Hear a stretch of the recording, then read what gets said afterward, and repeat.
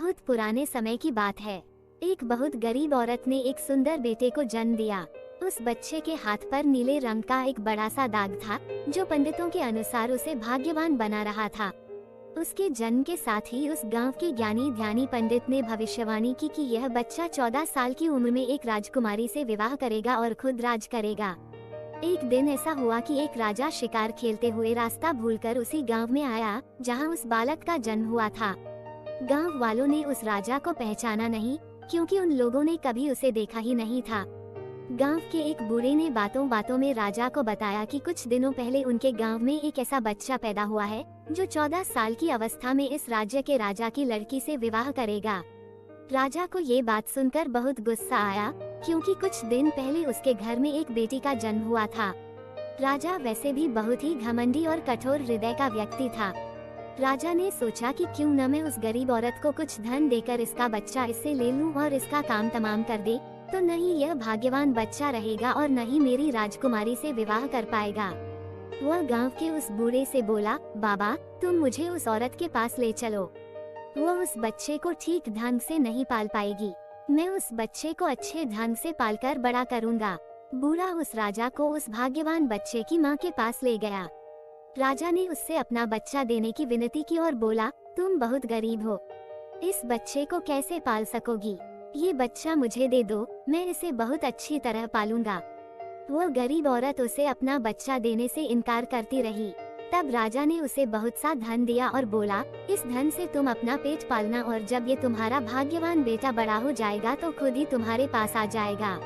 गरीब माँ ने सोचा, चूंकि यह बहुत ही भाग्यशाली बच्चा है, इसीलिए यह अमीर आदमी इसे लेने मेरे घर आ पहुँचा है। शायद यही ईश्वर की इच्छा है। बहुत सोच विचार के बाद उस गरीब औरत ने अपना बच्चा राजा को दे दिया। राजा ने उस बच्चे के लिए एक लकड़ी का संदूक खरीदा और उस संदूक में डालकर बहते हुए पानी में छोड़ दिया। उसने सोचा कि दम घुटने से बच्चा इस संदूक के अंदर ही मर जाएगा।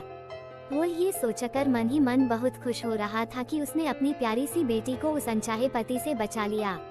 मारने वाले से बचाने वाला बड़ा होता है। यही उस बच्चे के साथ भी हुआ। वो लकड़ी का संदूक बहते बहते एक पंचक्की में जाकर अटक गया। उस पंचक्की पर काम करने वाले नौकर ने जब वो लकड़ी का बक्सा देखा तो बहुत खुश हुआ। उसने सोचा कि उस बक्से में जरूर ढेर सारा धन होगा। उसने पानी में घुसकर इस संदूक को बाहर निकाला। जब उसने संदूक को खोला तो देखा कि गंदे से कपड़े पहने एक बच्चा उसमें सो रहा था। नौकर ने सोचा कि यह बच्चा मेरे किस काम का, क्यों न मैं इस बच्चे को पंचक्की के मालिक के पास ले जाऊं। वो जरूर इसे अपने पास रख लेगा, क्योंकि उसका अपना कोई बच्चा नहीं है। ऐसा सोचकर वह नौकर उस बच्चे को अपने मालिक के पास ले गया। पंचक्की का मालिक उस बच्चे को देखकर बहुत खुश हुआ। उसने सोचा कि शायद ईश्वर ने उसकी पत्नी की प्रार्थना सुन ली और इस बच्चे को उसके पास भेज दिया। उन दोनों पति पत्नी ने बड़े प्यार और लगन से उस बच्चे को पालना शुरू किया। जैसे जैसे कह बच्चा बड़ा होता गया, उसके चेहरे पर तेज आता गया। उसे कोई भी देखता तो देखता ही रह जाता।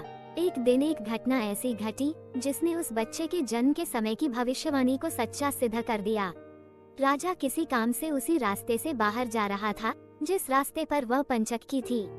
रास्ते में अचानक बहुत बड़ा तूफान आ गया तो राजा को उसी पंचक्की के पास रुकना पड़ा। राजा ने उस सुंदर से युवक को दुकान पर बैठे देखा तो उस पंचक्की के मालिक से पूछा, क्या ये तुम्हारा बेटा है? ये तो बहुत ही सुंदर है।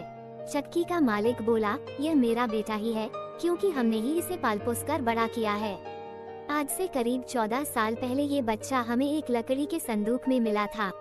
राजा को पुरानी बातें एकदम ताज़ा हो गई। उसे चक्की के मालिक की बात सुनकर बहुत आश्चर्य हुआ कि वह बच्चा, जिसे वह अब तक मरा हुआ समझ रहा,